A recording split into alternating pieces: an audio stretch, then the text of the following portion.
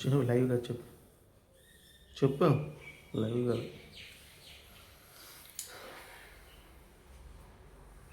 చూడండి, జ్ఞానైన సొలొమోను సామెతల గ్రంథము 22వ అధ్యాయం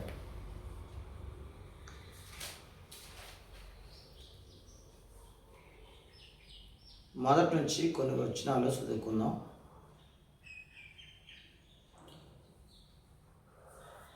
గొప్ప ఐశ్వర్యము కంటే మంచి పేరును, వెండి బంగారముల కంటే దయను కోరదగినవి ఐశ్వర్యవంతులను దరిద్రులను కలిసి ఉందరు. వారందరినీ కలుగు చేసిన వాడు యెహోవాయే. బుద్ధిమంతుడు అపాయం వచ్చట చూచి దాక్కును, జ్ఞానము లేని వారు యోచింపక ఆపదలో పడుదురు. యెహోవాయందు భయభక్తులు కలిగి ఉంట వినయమునకు ప్రతిఫలము. ఐశ్వర్యమును ఘనతయు జీవమును దాని వలన కలుగును. చిన్న ప్రార్థన. ప్రేమ కలిగిన మా ప్రభువా, మీకు వందనాలు స్తోత్రాలు చెల్లిస్తున్నాం. బైబిల్లో నిగూఢమైన మర్మాలు రాసి ఉంచావు. అవి మాకు బోధపడలాగన అర్థమవులాగన మీరు మాకు సహాయంగా ఇచ్చి ప్రతి గలిబిలో విడిపించండి. సెల్లో లైవ్ ఇవ్వనీయకుండా సైతాడు ఎంతో ఆయన క్రియారూపం చేస్తున్నాడు. మరి దేవా సౌండ్ సిస్టమ్ పనిచేయకుండా దేవా మీ సేవలో దేవా నాయన సౌండ్ సిస్టాన్ని దేవా పని చేయకుండా చేస్తున్న శిఖర శక్తులు దూరపరచండి. మీ కృపలో నడిపించు నాయన. ఇక నుంచి మీ దాసుని పక్షాన యుద్ధాలు చేయడం ప్రారంభించండి. ఇంతవరకు ప్రభు మీరే యుద్ధాలు చేయండి. మీ దాసునికి ఏది అవసరమో అది మీరు సహాయం చేయండి. బలపరచండి. మీ కృపలో మమ్మలను నిలబెట్టి వాడుకొని సహాయం చేయండి. ఈ వాక్శక్తిని అనుగ్రహించండి. మీ పరిశుద్ధాత్మతో నింపండి. ఎవరు నిర్లక్ష్యముగా కూర్చోకుండా వాక్య భయం కలిగి జీవించి కృప దయచేసి సహాయం చేయండి. యేసునామమున ప్రార్థిస్తున్నాను తండ్రి, ఆమేన్. జ్ఞాని అయిన సొలొమోను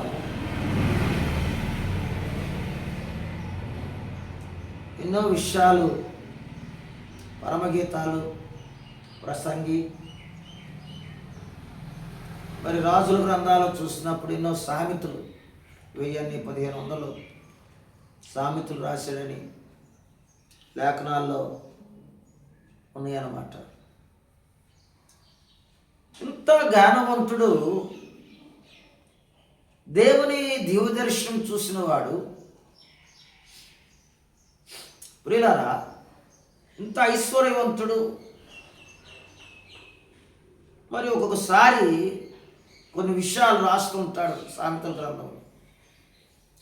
ప్రియులారా, ఇక్కడ ఐశ్వర్యవంతుల కంటే, గొప్ప ఐశ్వర్యం కంటే మంచి పేరు అని రాశాడు. అరే బాబు,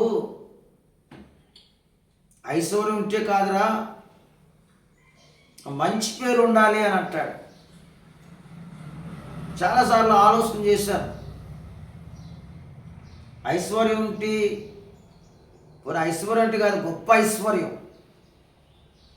వెండి బంగారముల కంటే దయ కోరదగినది అంటాడు. ప్రియులారా, ఈ రోజుల్లో మనుషులు అనుకునేది ఏంటంటే, క్రైస్తవ సంఘాల్లో క్రైస్తవులు దేవుని బిడ్డలు అనుకునేది ఏంటంటే గొప్ప ఐశ్వర్యం ఉండాలి అని అనుకుంటున్నారు. వెండి బంగారాలతో అయ్యగారు లైవ్లో మాట్లాడుతున్నప్పుడు ఇలాగ అనుకుంటున్నప్పుడు ఆ చేతికి ఉంగరాలు కావాలి. ఏమండి, ఆయనకి ఎన్ని ఉంగరాలు ఉంటే అన్ని ఉంగరాలు పెడతాడు. మాట్లాడేటప్పుడు ఉంగరాలే కనబడతాయి. దయ అయితే ఉండదు. ఇక్కడ దేవుని వాక్యం ఏం చెప్తుందో దాన్ని వినాల. గొప్ప ఐశ్వర్యం కంటే మంచి పేరు అని అంటాడు. ఈ లోకంలోని ఏమి ఉన్నా లేకపోయినా ధనవంతుని జీవితం చూస్తున్నాం మనం. ధనవంతుడు గడ్డి వలె వాడిపోతాడని ఉంది బైబిల్లో. ఏమన్నా మనమేం చేస్తాము? ఐశ్వర్యమును చూస్తాం, ఐశ్వర్యవంతులను చూస్తాం. అయితే దేవుడు ఐశ్వర్యవంతులు చూడడు. బైబిల్లో చూస్తున్నప్పుడు అబ్రహాము గొప్ప ధనవంతుడు, ఎన్ని బంగారాలు కలిగిన వాడు. కానీ అబ్రహాము దేవుని ప్రేమించాడు, దేవుని మాటకు లోబడ్డాడు. కానీ అతడు ఆ ఎన్ని బంగారాలు కానీ ధనాన్ని కానీ ప్రేమించలేదు. చాలామంది మనం ఏం చేస్తామంటే లోకాన్ని ప్రేమించే వారంగా ఉన్నాం. మనం లోకంలో ఉన్న వాటిని ప్రేమించే వారంగా ఉన్నాం, దేవుణ్ణి ప్రేమించలేని వారంగా ఉన్నాం. ఒక మాట చెప్పనా, ఏమండి, మనం ఆదివారం క్రైస్తవులుగానే ఉన్నాం. మనం మిగతా రోజులు మనం క్రైస్తవులం కాము. లోకం ఎటు వెళ్తే అటు వెళ్తున్నాం. మనం దేవుని భయం లేదు. ఒకవేళ నేను అనుకుంటాను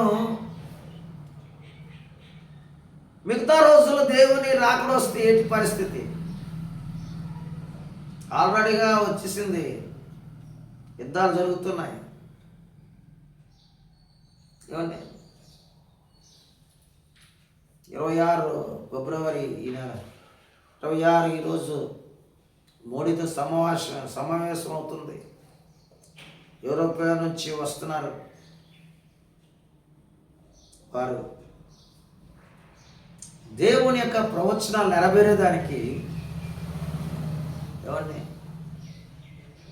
భారతదేశంలో కొన్ని విచిత్రమైన పనులు జరగబోతున్నాయి.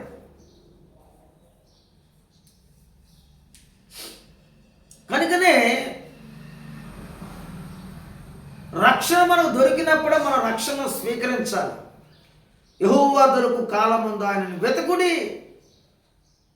వెతకాలి. ఏమన్నా దేవుడు దొరికినప్పుడు వెతకాలి. ఏంటి మనం విడబడితే మన సంగతి ఏంటి? మనకన్నా దౌర్భాగ్యులు ఎవరైనా ఉంటారా?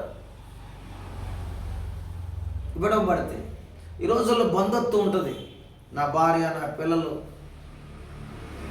కానీ మా నాన్న, మా అమ్మ అని ఉంటుంది. కానీ షడలుగా దేవుని రాకడ వస్తే ఒక కారులో భార్య, భర్త, పిల్లలు ప్రయాణం చేస్తుంటే ఆ కుటుంబంలోని ఎవరైతే దేవుని అంగీకరిస్తారో వారు భార్య అనవచ్చు, భర్త అనవచ్చు, లేదా పిల్లలైనా అవ్వచ్చు. ఆ నలుగురు వెళ్తున్నప్పుడు ఆ నలుగురిలో ఒక్కడే ఎత్తబడితే భార్య రోధిస్తుంది, పిల్లలు అంట డాడీ ఏమైపోయారని. ఐశ్వర్యాన్ని చూసి నడుచుకోవడం కాదు, మనము ఎండి బంగారాలు చూసి నడవడం కాదు. కానీ దయ, ఎవరిలో దయ ఉంటుందో వారు దేవునికి ఇష్టలుగా బ్రతుకుతారు. బైబిల్ ఏముందంటే దయగల వారిపై దయ చూపించును, కఠినుల ఎడల వికటము చూపును. దయగల వారిపై దయ చూపించును, కఠినుల ఎడల వికటము చూపును. ఏమండి, ఎవరికి రాదు ఈ పాట. నా గొంతు సరిలేక నేనేదో అలాగా. గర్విష్ఠులను దేవుడు ఏం చేస్తాడంటే అనగదొరుకుతాడంట. గర్విష్ఠులను అనగదొరికే దేవుడు. ప్రియులారా, ఇక్కడ మంచి పేరు ఎవరి నుంచి వస్తుంది? మంచి పేరు ఎక్కడి నుండి వస్తుంది? దేవుని స్తుతించడం వలన.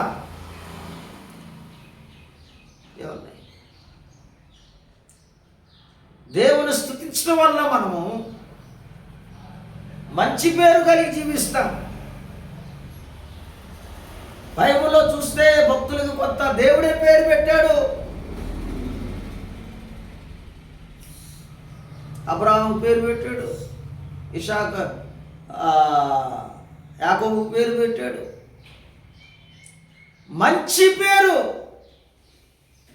ఎవరైతే దేవుని ఎడల దయ కలిగి ఉంటారో, ఎవరైతే ఆయన ఎడల భయభక్తులు కలిగి ఉంటారో, దేవుడు వారిని ఉన్నతమైన స్థలములలో వారు దేవుడు నడిపిస్తాడు.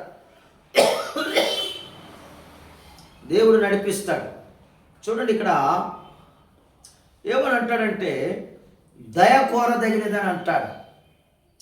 ఎంత డబ్బు ఉన్నా, ఎంత ఐశ్వర్యం ఉన్నా, ఎంత ఇండి బంగారాలు ఉన్నా, దయ లేకపోతే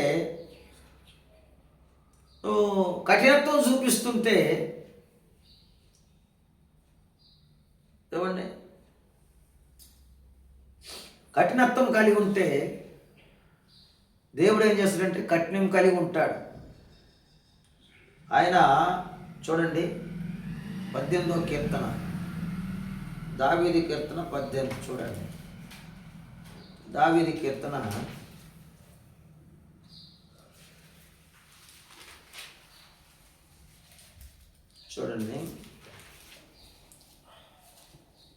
25వ వచనం.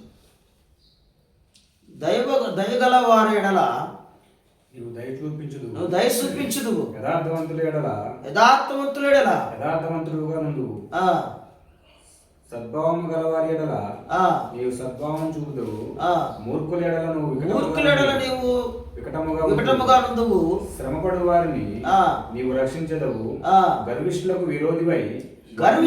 విరోధివై వారిని అణిచివేసెదవు. నా దీపము వెలిగించువాడము నీవే, నా దేవుడైన యెహోవా చీకటిని నాకు వెలుగుగా చేయును. చూడండి, ఇక్కడ దావీదు జీవితంలో ఏమంటాడంటే దయగల వారిడలని దయ చూపిస్తావు ప్రభువా, యథార్థవంతులెడల యథార్థంగా ఉంటావు, సమభావం గల వారిడల నీవు చూపిస్తావు. మూర్ఖుల ఎడల ఎలా ఉంటాడంటే వికటం చూపిస్తాడు.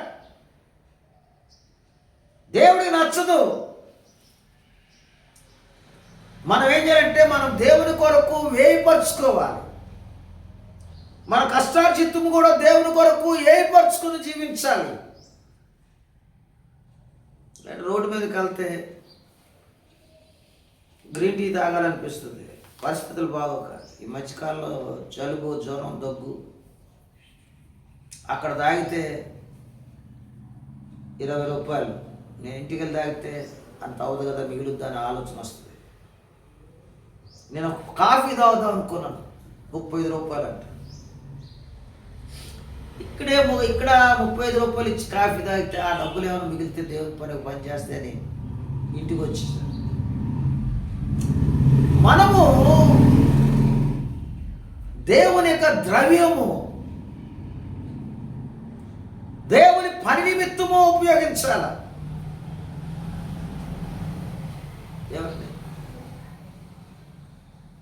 దేవుని పని నిమిత్తం ఉపయోగించాలి.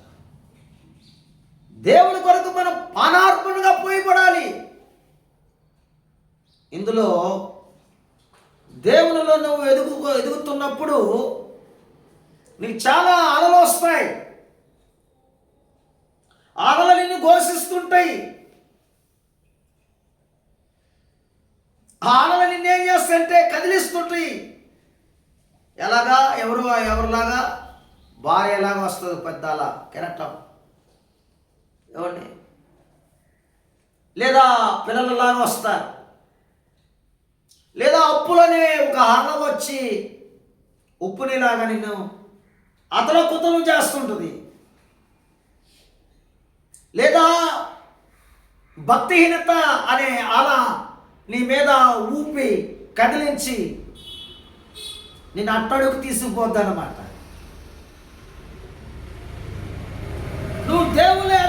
కొద్ది దేవుళ్ళు ఎదగాలని అనుకున్నప్పుడు నిన్ను సాతాను నిన్ను కదిలిస్తుంటాడు. నిన్ను ప్రార్థన చేయనీయుడు వాడు. నీలో ఉన్న ఆశలను వాడు ఏం చేస్తాడంటే ఉద్రేకపరుస్తుంటాడు. ఆలోచన చేయాలి. నువ్వు వికటముగా ఉంటే దేవుడు వికటముగానే ఉంటాడు. మనము దేవునికి భయపడే వారం ఉండాలి. దేవుని సముఖములో పరలోకములో తన సౌందర్యము చూసుకుంటూ దేవుని సింహాసనం మీద కూర్చోవాలనుకుంది సాతానుడు. దేవుని కన్నా గొప్పగా ఆరాధింపబడాలనుకున్నాడు వాడు. మనసులో గర్వించాడు.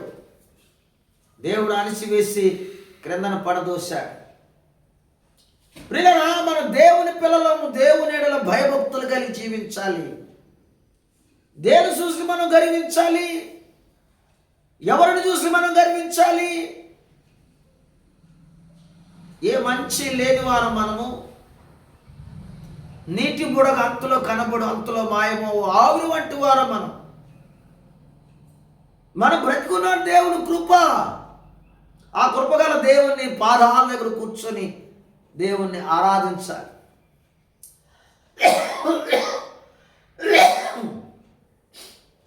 దేవుని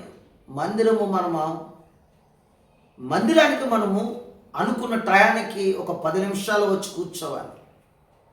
నాకు ఈ మధ్యకాలంలో జెరమయ్య గారన్న తండ్రి గారి గురించి సాక్ష్యం చెప్తే చాలా ఆ రోజు ఆ సన్నివేశం చూసి నేను దుఃఖపడ్డాను. మంచి తండ్రిని కోల్పోయారని చెప్పి ఏమంటే బాధపడి నేను అసలు 10 నిమిషాల ముందే ఉండాలి. ఎవరొచ్చినా ఆగపోయినా మనం అనుకున్న టయానికి మనం అనుకున్న టయానికి మనం ఆరంభించాలనుకొని వచ్చి కూర్చున్నా. ప్రియులారా, దేవుడు మనల్ని చూస్తున్నాడు. ప్రతి స్థలములో మనల్ని చూస్తున్నాడు. ఇక్కడ దేవునిలో మనం ఎదగాలనే ఆశ ఉన్నప్పుడు వాడు మనల్ని నిరాశపరుస్తుంటాడు. ఎందుకు నిరాశపరుస్తాడంటే నీకు ప్రార్థన లేదు కనుక. చాలామందికి పరలోకం వెళ్ళాలని ఆశ ఉంది. తాగుబోతుని అడగండి, నేను పరలోకానికి వెళ్ళాలంటాడు. యేసే నా గుండెల్లో ఉన్నాడు అంటాడు. ప్రతివారు కూడా పరలోకానికి వెళ్ళాలని ఆశ కలిగి ఉంటారు, కానీ వెళ్ళేవారు కొద్దిమందే. దేవుడు మనకి అవకాశం ఇచ్చాడు. 2025 అంతా కాపాడి 2026లో ప్రభు కోసం మనం ఏమైనా పని చేయగలుగుతున్నామా? సేవకులతో కలిసి మనం ఏమైనా ప్రార్థన చేయగలుగుతున్నామా? ఆలోచన చేయాలి. నేను ఆలోచన చేస్తున్న రాత్రి వేళ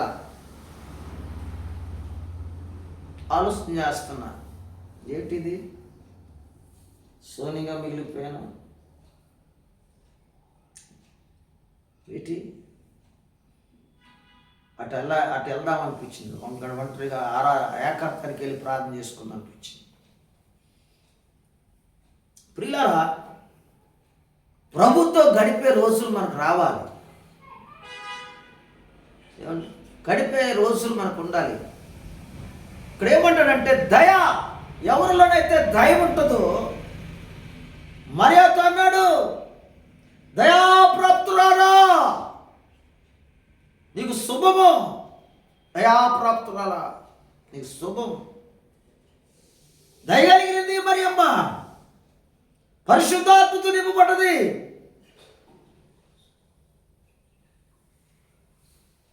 కనుకనే దయ కలిగిన వారం ఉండాలి. ఇతరుల మీద దయ చూపించాలి. ఇతరుల మీద దయ ఉన్న వాడి దగ్గర ప్రేమ ఉంటుంది.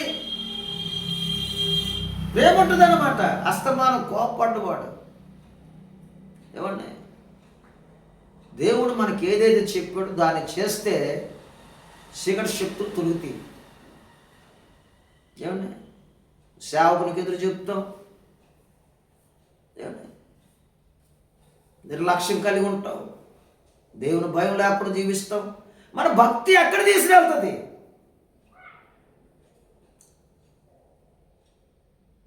పరలోక గుమ్మము దగ్గరికి వెళ్ళగలుగుతాం మనం. ఒక ఆయన దైవసేవకుడు నిద్రపోతున్నాడంట. నిద్రపోతున్నాడు, దివ్య దర్శనం చూశాడు. గొప్ప దైవ సేవకుడు, దేవుని ఆత్మతో నింపబడిన వాడు. జెరెమీయా గారు చెప్పారు, దాన్ని నేను డౌన్లోడ్ చేసి పెట్టుకున్నాను. గొప్ప దైవ సేవకుడు నిద్రపోతుంటే దివ్య దర్శనం చూస్తున్నాడు. పరలోకంలోకి వెళ్ళిపోయాడంట. దర్శనంలో పరలోకానికి వెళ్తే దేవుని దూతలు పరలోక తలుపులు తీయలేదంట.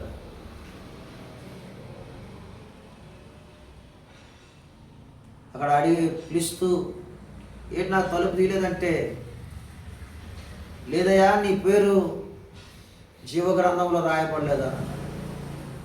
బాగా వినండి, ఎవరు నిర్లక్ష్యంగా వినకండి. ఇది దేవుని సేవకులు చెప్పిన విషయాలు.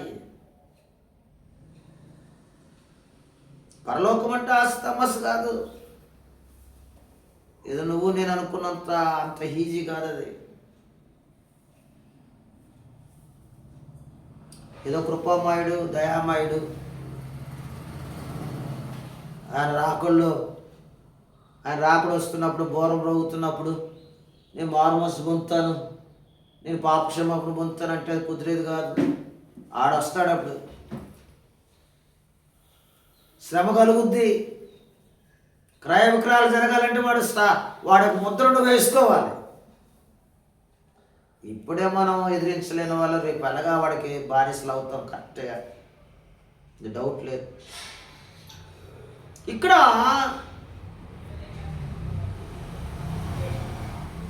ఇతన్ని కొందరు వచ్చి నరకాన్ని తీసుకుని వెళ్తున్నారంట.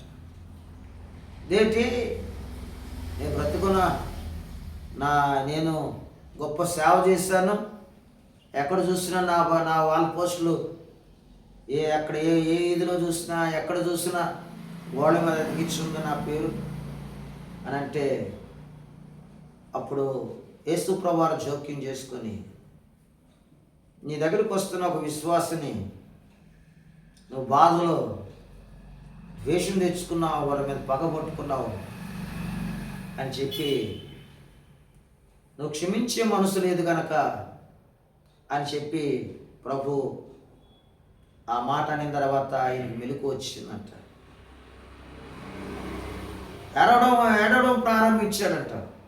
గబో వాళ్ళ ఇంటి వారు వచ్చినప్పుడు, ఏంటి ఏడుస్తున్నావు అంటే, ఇలాగల దర్శనం వచ్చిందని చెప్పి, ముందు ఎవరైతే మనసు మీద బాధ పెట్టుకున్నాడో అక్కడికి వెళ్ళి కాలు పట్టుకుని క్షమాపణ అడిగాడంట. ఉంటుందా మనకి? సార్ నేనేం అబద్ధం ఆడలేదని అంటాం మనం. పొరుగువాని మీద మనము హృదయంలో పగబట్టువాడు అబద్ధికుడు. మన పరిశుద్ధులు మన నీతిమంతులు ఆయన మన కొరకు రక్తం కార్చాడు, మనల్ని పరిశుద్ధులుగా చేశాడు. ఎలాగ సేవకులతో ఎలా మాట్లాడాలా?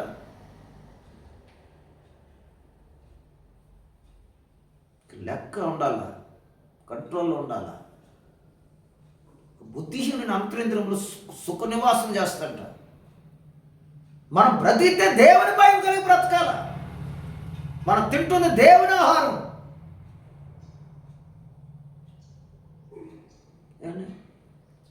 దేవుని స్తోత్రం, హల్లెలూయా. విను, వాక్యం విను.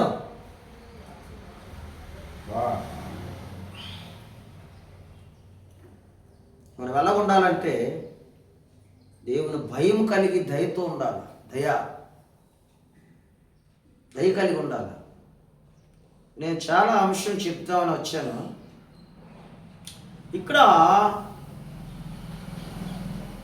ఐశ్వర్యవంతులను దరిద్రులను కలిసి ఉందరు, వారందరినీ కలుగుచ్చేవాడు యెహోవాయే. యేసు ప్రభువారు అన్నాడు, పేదలు ఉండక మానరు మీ మధ్య ఉంటారు వారా అనేసి. దేవుడే కలుగు చేశాడు ఐశ్వర్యవంతులను, పేదలను కూడా, దరిద్రులను కూడా. అంటే వారు ఐశ్వర్యవంతులని వారు హెచ్చరించబడకూడదు, దరిద్రులు అని చెప్పి మనము దినస్థితిలోకి మనం కృంగిపోకూడదు. నీతి న్యాయం కలిగిన దేవుని మనం ఆశ్రయించున్నాం. ఇప్పుడు కాకపోయినా ఒక దినం దేవుడు మనల్ని లేపుతాడు. దేవుని స్తోత్రం, హల్లెలూయా. హల్లెలూయా. ఇప్పుడు కాకపోయినా ఒక టైం ఉంటుంది. యేసయ్య సరసాల్లో వేయబడ్డాడు. ఆ టైంలో శిక్ష అనుభవించాడు. ప్రియులారా, ఆ స్థలం నుంచి ఆయన ఐగుప్తుకి ఒక మంత్రి అయిపోయినట్లు, ప్రధానమంత్రి అయిపోయినట్లు మనం చూస్తాం. కరువు కాలంలో వారందరికీ ఆహారం సమకూర్చాడు. ఒట్టి చేతులతో వెళ్ళాడు. అన్నలు అమ్మివేశారు, అన్నలు పగబట్టారు ఇతని మీద, దయ చూపించలేదు. ముందేమో గోతులో దోషిస్తారు,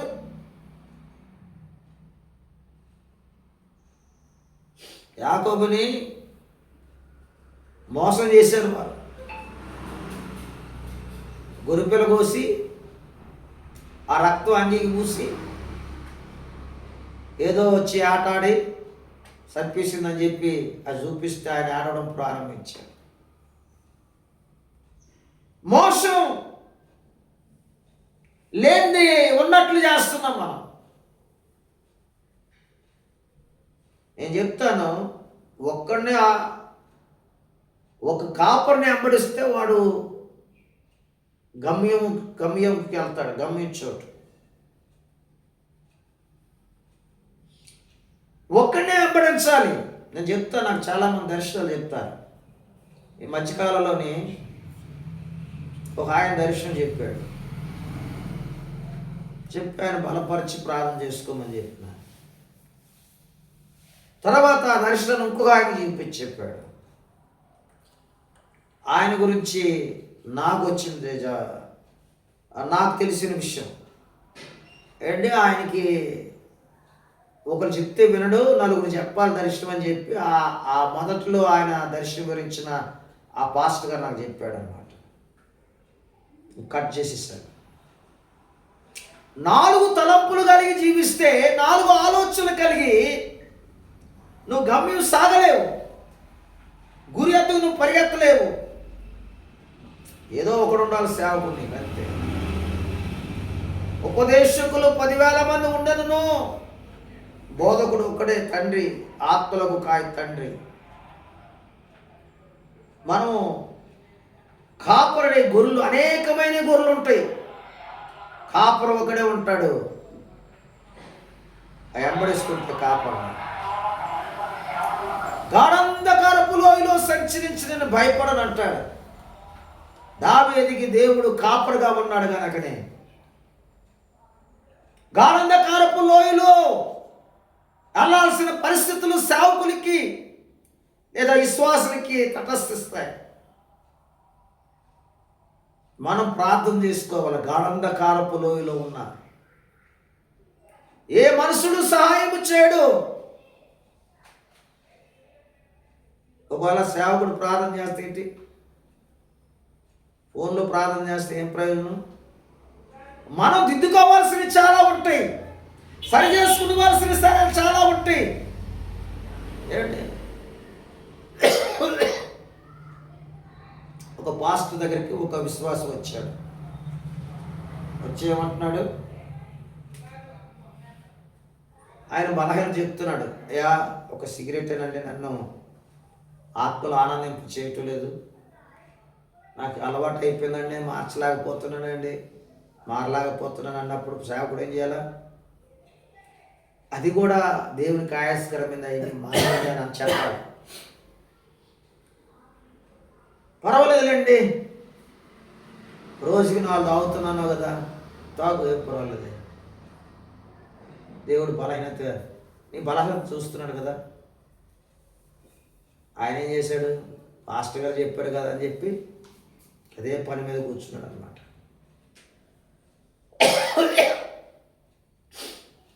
సేవకుడు అనేవాడు దైవభయం కలిగి ప్రజలను మందలించేవాడుగా, గద్దించి బుద్ధి చెప్పి శిక్షించి దేవుని మార్గాలు నడిపించే వ్యక్తిగా ఉండాలి సేవకుడు. ఇక్కడ దేవుడిని ఐశ్వర్యవంతులు దేవుడే కలుగు చేశాడు, దరిద్రులు దేవుడే కలుగు చేశాడు. కనుకనే మనం ఏం చేయాలంటే ఇందులో నేర్చుకోవాల్సిన మాట ఏంటంటే మంచి పేరు అని అంటాడు. రెండోది దయ కలిగి అని అంటాడు. దయ కోరినది. ఎన్ని బంగారాలు కానీ ఐశ్వర్యం కానీ మనకు ఆపద కాలంలో అక్రత కలిగి ఉన్న సమయాల్లో ఏ పని చేయవు. నీతి మరణం నుంచి విడిపించుద్ది. దేని స్తోత్రం. హల్లెలూయా, హల్లెలూయా. అక్రమం విస్తరించడం వలన అనేకులు ప్రేమ సల్లారిపోతుంది. మనం ఇక్కడ ఆలోచన చేయాలి. చూడండి, బుద్ధిమంతుడు ఏమంటాడట? బుద్ధిమంతుడు అపాయం వచ్చిన చూచి దాగును. ఏంటంట? ఏం చేస్తాడంట?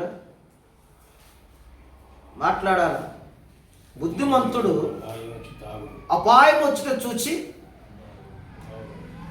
దాక్కుంటాడు. బుద్ధిమంతుడు. జ్ఞానం లేని వారు యోచింపక ఆపదల్లో పడతారంట. జ్ఞానం లేని వారు అంటే దేవుని యందు భయభక్తులు లేని వారు ఆపదల్లో పడతారంట. చూడండి, ఇక్కడ బైబిల్లో చూడండి, ఒక మాట మీకు దొరికితే పట్టుకోండి.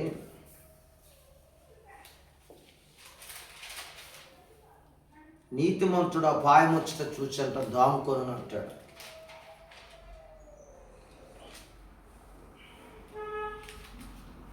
చూడండి,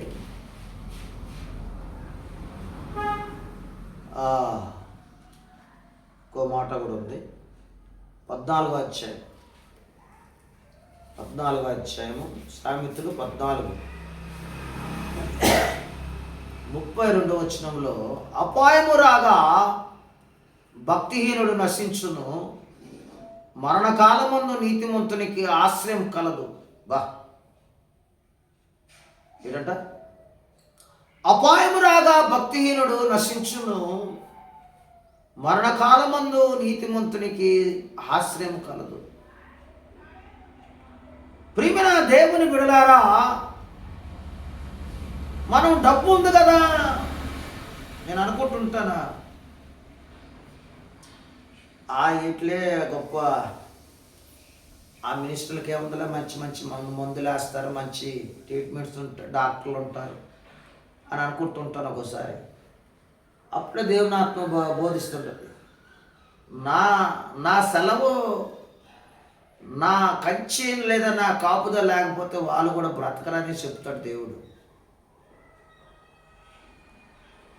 కనుకనే మనము దేవుని దయ లేకపోతే మనము బ్రతకలేము. ప్రియులారా, ఇక్కడ బైబిల్ గ్రంథంలో మనం ఆలోచిస్తుంటే, మనము చదువుకుంటున్నప్పుడు చాలా విషయాలు మనకి దేవుని వాక్యం మనల్ని బోధిస్తుంది. ఏమని బోధిస్తుందంటే, ఏమండి, అపాయము రాగా భక్తిహీనుడు నశించును, మరణకాలమందు నీతిమంతునికి ఆశ్రయం కలదు అంటాడు. ప్రియులారా, మనము ఎందుకు అపాయం వస్తుంది? దేనికి అపాయం వస్తుంది? అపాయం వల్ల మనము దేవుని రెక్కలలో మనం దాగి ఉన్నప్పుడు అపాయం నుంచి మనం విడిపిస్తాం. చూడండి, చాలా ఉంది. చూడండి, ఇంకోది ఇక్కడ కూడా ఉంటుంది బైబిల్ గ్రంథంలో.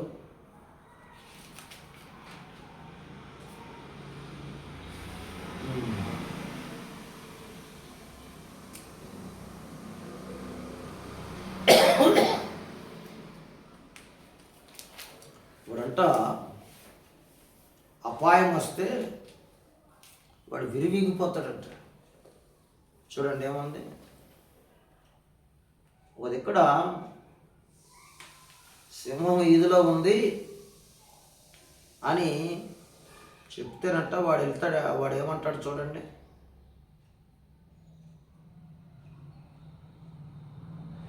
ఆ మాట దొరికిందా?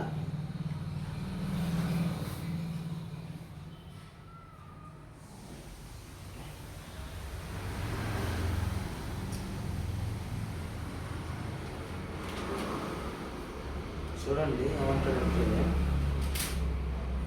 బయట ఈదులో సింహం ఉంది,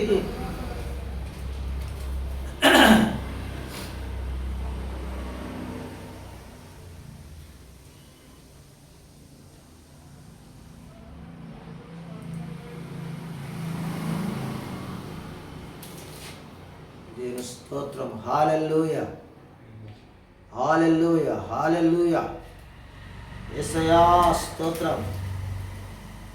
చూడలేదా బైబిల్ ఎవరును?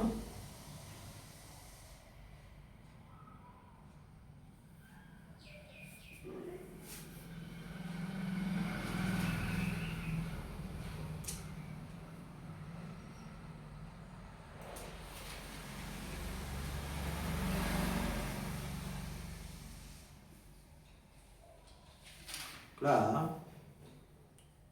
చెప్తాడంట బైబిల్,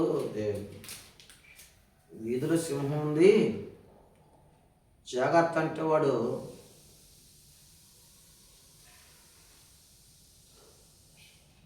చూడండి ఇంకో మాట కూడా దొరికింది.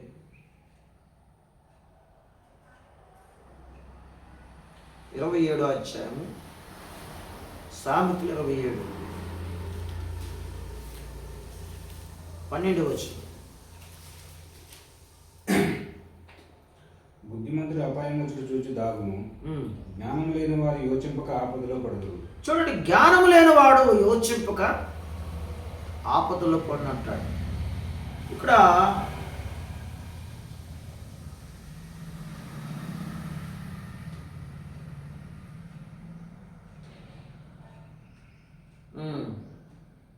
చూడండి 26వ అధ్యాయం సామెతలు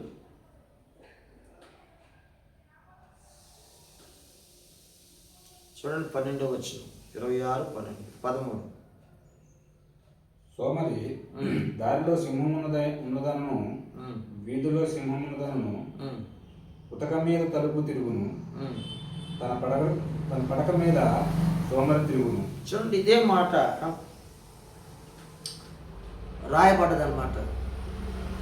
అక్కడ చెప్తాడంట, ఒరే బాబు వీధిలో సింహం ఉందా, జాగ్రత్త ఉండరా అంటే, వాడు బుద్ధిహీనుడు గనక ఏమన్నా వానికి ఎలాగా నడవాలో తెలీదు గనక ఏం చేస్తున్నాడు, వివేచన లేకుండా పడిపోయాడు. ఇలా వచ్చే ఆదివారం మీకు తెలియపరుస్తాను అన్నమాట. అది నేను చూడండి ఇక్కడ బైబిల్ గ్రంథంలో మనం చూస్తున్నప్పుడు చాలా విషయాలు పరిశుద్ధాత్మ దేవుడు రాసి ఉంచాడు. మనం స్పష్టముగా మనము వాటిని తెలుసుకొని మన జాగ్రత్త కలిగి ఉండాలని దేవుడు రాసి ఉంచాడు. కనుక ఇక్కడ బుద్ధిమంతుడు అపాయం వచ్చి చూసి దాముకొనును, జ్ఞానం లేని వారు యోచింపక ఆపదలో పడదురు. ఇదే మాట 27లో కూడా చదివాం 12వ వచనంలో. కనుక ఇక్కడ యెహోవాయందు భయభక్తులు కలిగి ఉండుట వినయమునకు ప్రతిఫలము, ఐశ్వర్యమును ఘనతయు జీవమును దానివల్ల కలుగును అంటాడు. దేవుని యందు భయభక్తులు కలిగి ఉండుట వినయమునకు ప్రతిఫలం అంటాడు. వినయము ఎవరి దగ్గర ఉంటుందో వారిని గొప్ప చేస్తుంది. దేవుడు వారిని గొప్ప చేస్తుంది, వారిని సర్వసత్యంలో నడిపిస్తుంది. బైబిల్ ఏమంటాడు, దావీదు వినయముతో నేను బ్రతిమలాడుకుంటున్నాడు. ఎక్కడది? 40వ కీర్తన. 40వ కీర్తన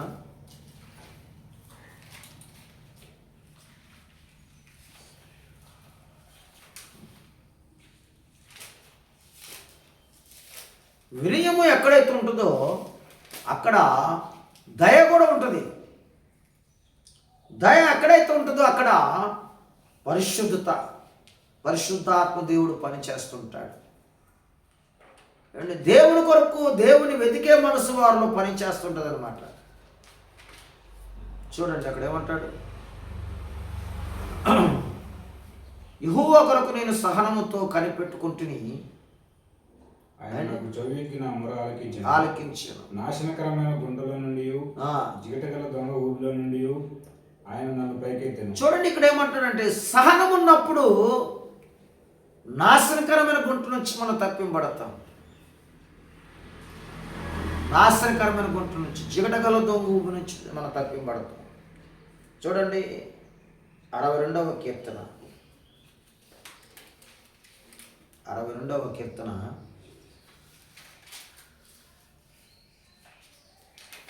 ఇక్కడ అంటాడు, వినయముతో నేను మాట్లాడుతున్నాను, వినయంతో నేను బ్రతుకులాడుకుంటున్నాను ప్రభు అంటాడు. ప్రార్థనలు కూడా ఎట్టబడతాడు, ప్రార్థన చేసేదానికి లేదు. మన సమస్య వచ్చింది కనుక ఆ సమస్యలో మనము దేవుని దగ్గర అలా కూర్చోాలా. చూడండి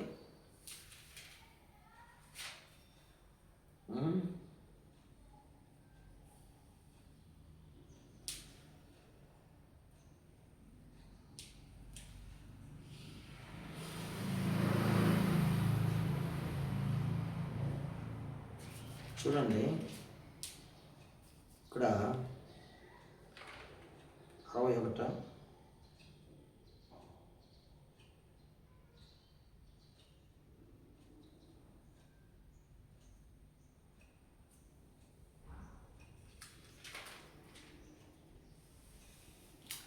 ఇక్కడ భక్తులు దేవుని సన్నిధికి వచ్చి వారు చాలా దేవుని భయం కలిగి ప్రార్థన చేసేవారు.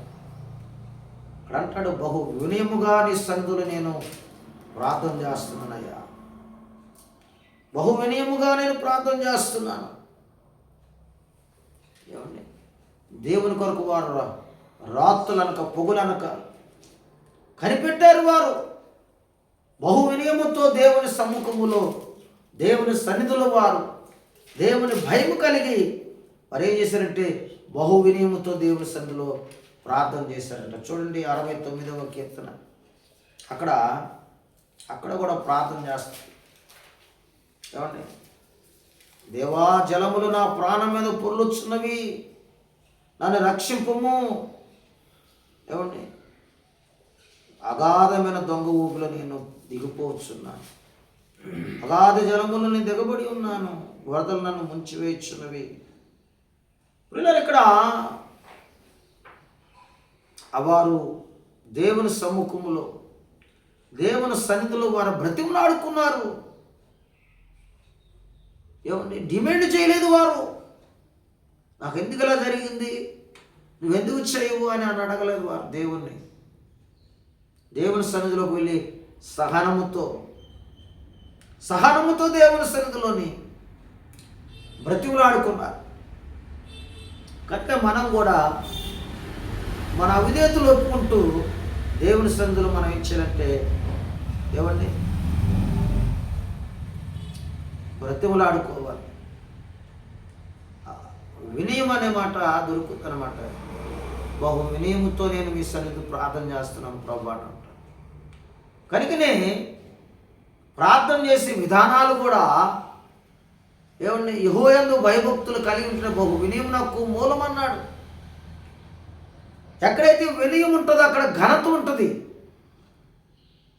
ఘనత మనుషుల ఘనతగా దేవుని ఘనత ఉంటుంది అన్నమాట. వినయము, దయా, యెహోవాయందు భయభక్తులు కలిగి జ్ఞానమునకు వివేకము వివేచన కలుగుద్ది అన్నమాట. కనుకనే మనం వీటిని వెతకాల. చాలా విషయాలు ఉన్నాయి. జ్ఞానం కొద్దిగా, మీలో జ్ఞానం ఎవరికైనా కొద్ది ఉంటే నన్ను అడగండి అని అన్నాడు. కనుక మనం ఏం చేయాలంటే మనం దేవుని అడగాల. ఏమండి, ఇప్పుడు భార్య భర్తలు కూర్చొని ఉన్నారు. ఆగ్రపల్లి గారు ప్రార్థన చేసే కొద్ది దిద్దుబాటు వస్తుందంట. కల్లూరులో 10 సంవత్సరాలు కూర్చున్నారు. ఏమండి, మాకే బాధలు వచ్చి మేము కల్లూరు వెళ్తే, కల్లూరులో ప్రార్థనలో ఉండి వస్తే మమ్మల్ని విమర్శించిన చాలామంది ఉంటారు. అది ప్రభువుకి అప్పగిస్తున్నాం. కనుక ఇక్కడ ఎండి బంగారాల కంటే గొప్ప ఐశ్వర్యం కంటే మంచి పేరు కావాలంటాడు. వెండి బంగారాల కంటే దయను కోరదగినది అంటాడు. దయ మనల్ని ఏం చేస్తుంటే, ఆ దయ కలిగిన దేవుడు మన భూమి మీద దయ చూపిస్తే, కరుణ చూపిస్తే, ఆయన మనల్ని ఏం చేస్తాడంటే దయ కలిగి నడిపిస్తాడు. కనుకనే ఇక్కడ మనం ఆలోచన చేయాలి. ఆలోచన ఏం చేయాలంటే వినయము కలిగి ఉండాలంటాడు. చూడండి, ఆ మాట ముగించుకున్న మాట.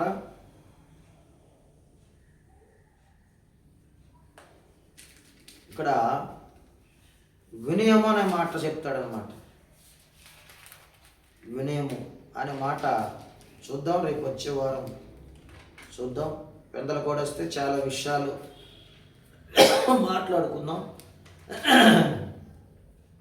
చూడండి, ఇక్కడ సామెతలు 22వ అధ్యాయం చదువుకుందాం. చూడండి, సామెతలు 22.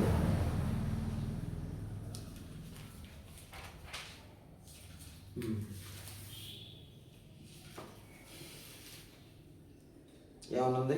4వ వచనం. యెహోవాయందు భయభక్తులు కలిగి ఉండుట వినయమునకు ప్రతిఫలము, ఐశ్వర్యమును ఘనతయు జీవమును దాని వలన కలుగును అన్నాడు. కనుకనే మనము ఐశ్వర్యము అని మనము, యేసు ప్రభు వారే మనకు ఐశ్వర్యం అయిపోయాడు ఆయన. కనుకనే ఆయనను భయభక్తులు కలిగి ఉన్నప్పుడు వినయం వస్తుంది మనకి. ఐశ్వర్యమును ఘనతయు జీవమును దాని వల్ల కలుగును అన్నాడు. కనుకనే అది ఎలా వస్తుంది? వినయం అంటే ఏంటి? దాన్ని ఎలా పొందుకోవాలి? మనం ఏ విధంగా ప్రార్థన చేస్తే అది మనకు వినయం కలుగుద్ది అనే ఆలోచన, దాని గురించి మనం వచ్చే వారం చూసుకుందాం. కనుకనే ఇక్కడ వినయం అనేది చాలా